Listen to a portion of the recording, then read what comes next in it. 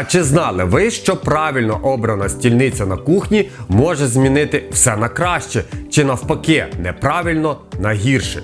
Вибір стільниці – це важливий момент у дизайні кухні. Кварц, мармур чи дерево – кожен матеріал має свої переваги. Кварц стійкий до подряпин, мармур виглядає елегантно, а дерево додає теплоти та натуральності. Кварц – це один із найпопулярніших матеріалів для кухонних стільниць, оскільки він стійкий до вологи та забруднень.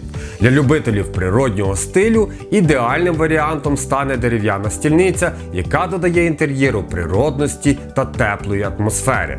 А який матеріал для стільниць ви обрали для своєї кухні? Поділіться у коментарях.